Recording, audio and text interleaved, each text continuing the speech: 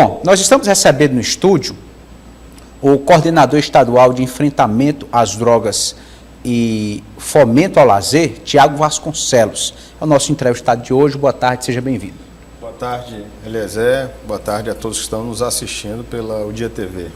Tiago Vasconcelos já teve experiência como vereador da cidade de Teresina, já disputou algumas eleições também para deputado estadual, tem uma ligação com o esporte, foi presidente do Flamengo aqui do estado do Piauí, agora assume essa missão.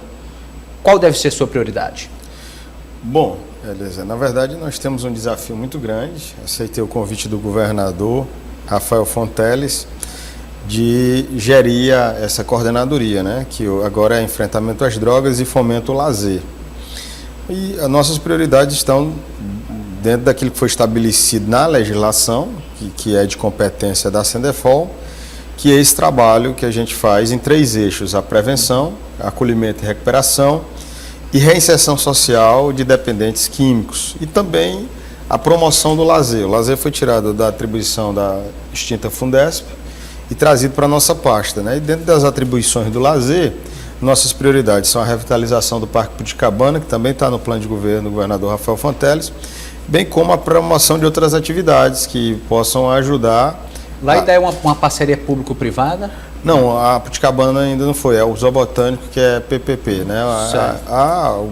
Havia um estudo anteriormente dessa possibilidade, mas no momento ainda está sendo gerenciado. Antes era pela Fundesp e agora pela Sendefol. Perfeito. Né?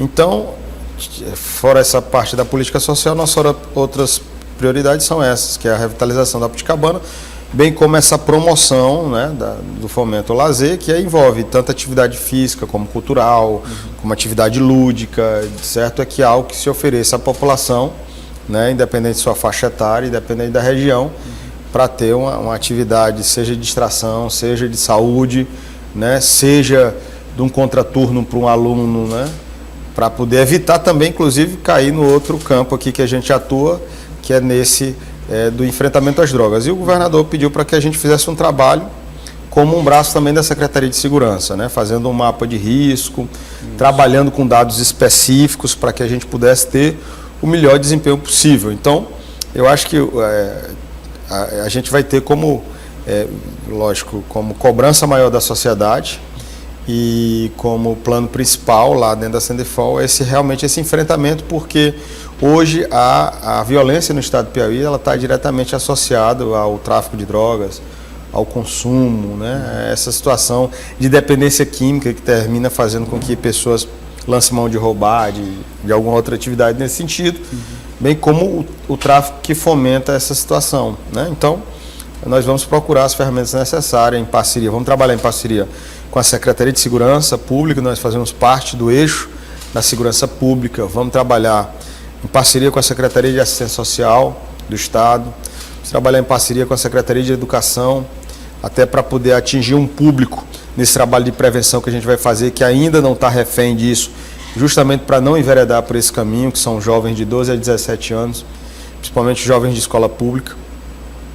E vamos também fazer um trabalho com a Secretaria de Saúde, até porque esse trabalho, essa questão da dependência química também é um problema de saúde, né? Então a gente vai trabalhar com todos os entes que puderem contribuir nessas atividades que a Sendefol precisa realizar e mostrar realmente resultado para a população. Qual o panorama hoje do estado do Piauí? Quantos dependentes químicos estão em tratamento em quantas casas aqui no nosso estado? Na verdade, nós temos dados que informam que nós temos um pouco mais de 50 mil dependentes químicos no estado do Piauí, em torno de 50 mil dependentes químicos. E o braço do estado só consegue alcançar hoje cerca de 3 mil pessoas por ano nessa situação. Então, você vê, tem uma demanda aí. Os demais ou estão em alguma casa privada, uma comunidade terapêutica privada, ou estão sem atendimento. Exatamente, é essa a situação. Então, a gente precisa criar alternativas para que a gente avance nesse tratamento. Eu até falei, isso gerou uma certa preocupação em algumas comunidades, o fato da gente tratar sobre a possibilidade de incluir centro de reabilitação e clínica. Então, isso não é preocupante. A gente precisa somar ao trabalho que as comunidades fazem, os centros de reabilitação, as clínicas terapêuticas, o próprio CRAS, né, que faz um trabalho ali através dos CAPs, né, com médicos psiquiatras profissionais que auxiliam. Então a gente tem que, na verdade, ampliar, e toda ferramenta que for utilizada para ampliar nesse cuidado, nessa atenção, nesse tratamento, nesse acolhimento, é benéfica no momento que nós não temos condição de assistir todo mundo que a gente queria através das comunidades, né? Mas hoje o Estado financia cerca de 1.000 tratamentos mensalmente, né? E ao final do ano termina chegando esse número de 3.000 pessoas, porque há essa rotatividade, há o encerramento daquele período de acolhimento, são cerca de 1.000 pessoas sendo financiadas por ano hoje pelo governo do Estado. A quantidade precisa de casas de recuperação eu não consigo te falar, mas...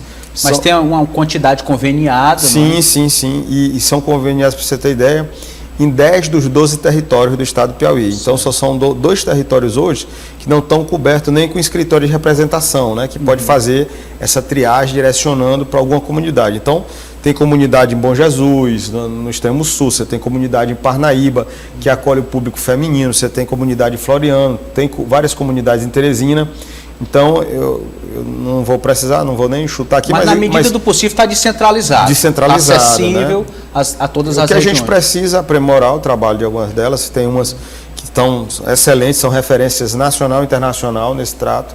E o que a gente gostaria é que as outras copiassem essas que estão fazendo realmente um trabalho muito, muito visível, né? Você tem aí exemplos que a gente pode citar aqui, a Fazenda da Paz, a Casa do Oleiro, o Manainha, o Padre Pio. Então são comunidades que dão uma referência às outras, né? Que tem que procurar fazer um trabalho muito parecido com que essas outras que eu citei estão fazendo, né? O senhor mencionou um foco aí nesse público de 12 a 17 anos de idade. Por quê?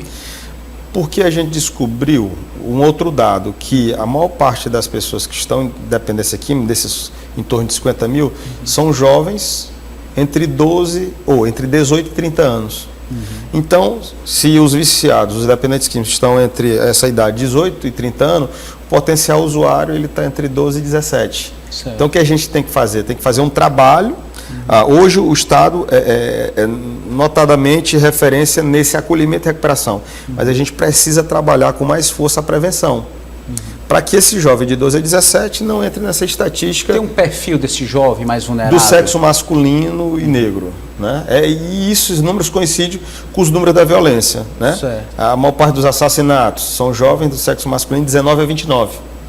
A maior parte dos dependentes são jovens do sexo masculino de 18 a 30 anos, né? Então, assim, em comunidades periféricas. Então, a partir daí a gente já está começando a traçar um mapa para saber aonde atuar, com quem atuar. Por isso que a gente definiu essa ideia do planejamento, focar em crianças e adolescentes de 12 a 17.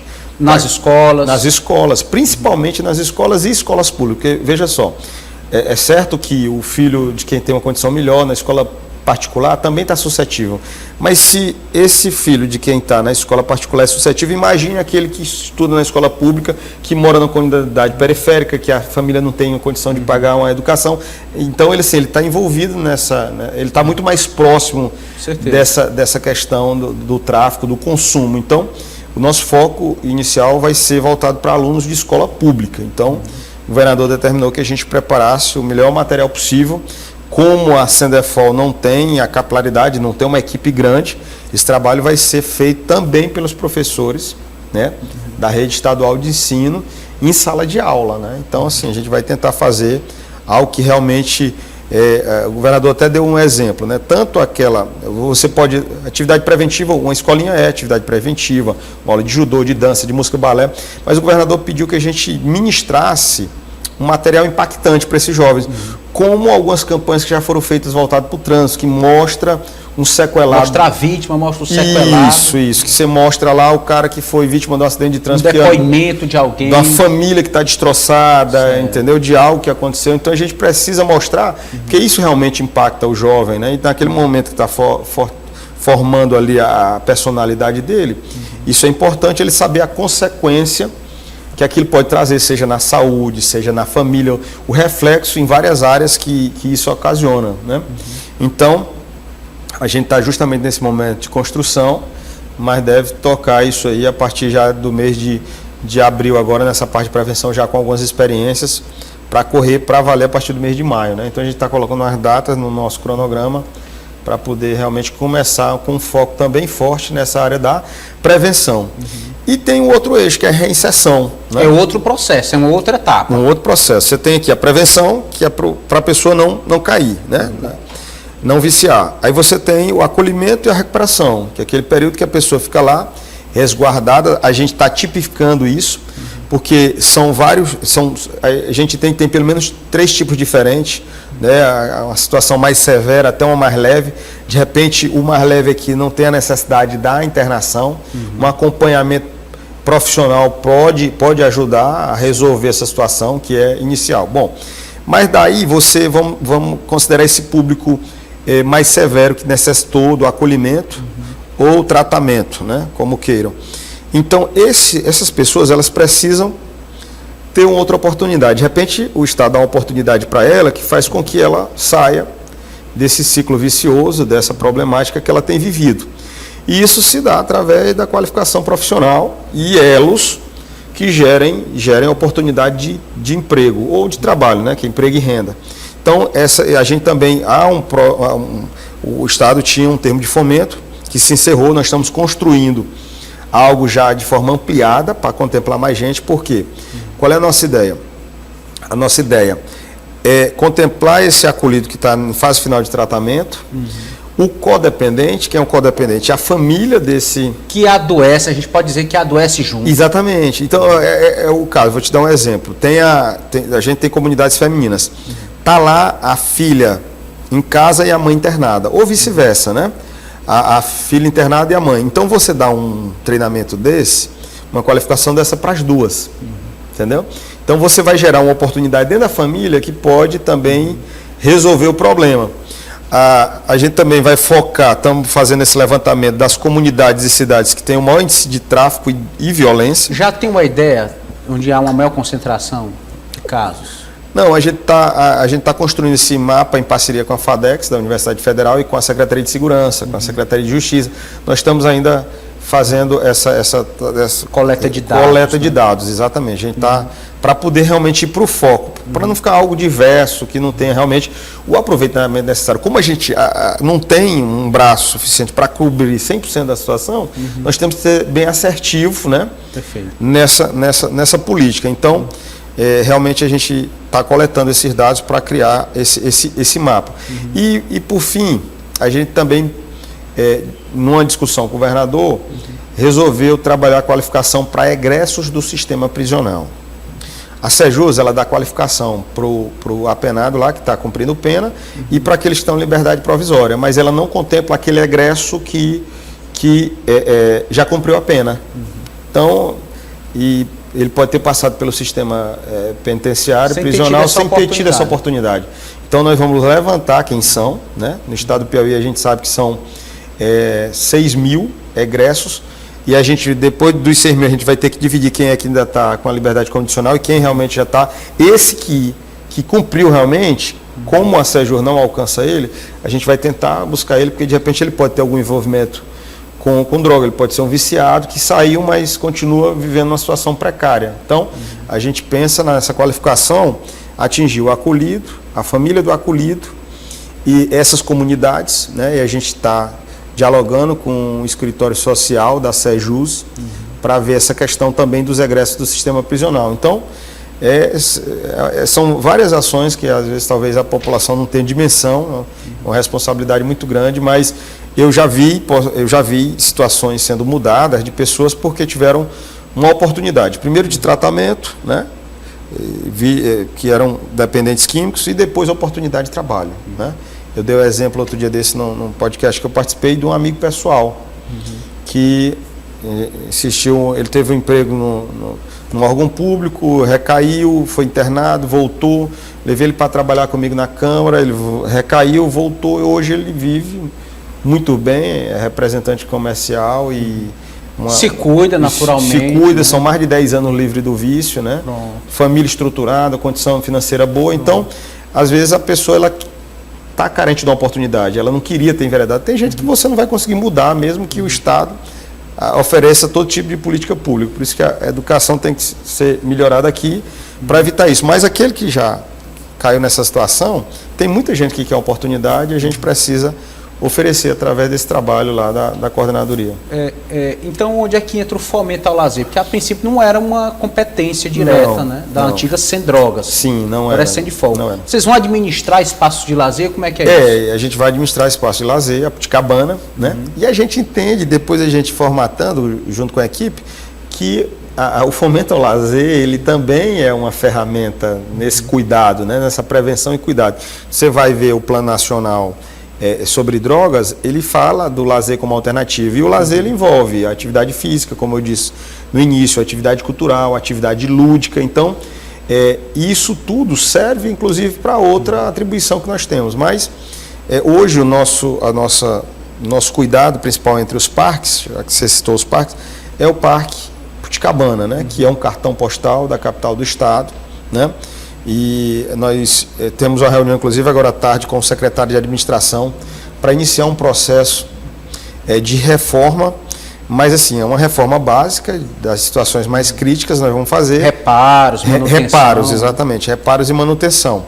Mas o governador nos autorizou a fazer um projeto mais amplo, junto com a Secretaria de Planejamento, para fazer uma grande reforma, né? A discussão que nós estamos tendo se nós vamos, nesse período dessa grande reforma, a gente espera listar ainda esse ano, se ela vai ser uma parada completa ou por etapas. Eu defendo por etapas, mas é uma discussão que a gente ainda não concluiu, vai ser discutida com a Secretaria de Planejamento, para, de repente, a gente dividir a Aputicabana em 3 e fazendo essa reforma mais ampla, de forma que mantenha alguns espaços disponíveis para a população, né? A ideia é construir um auditório, né?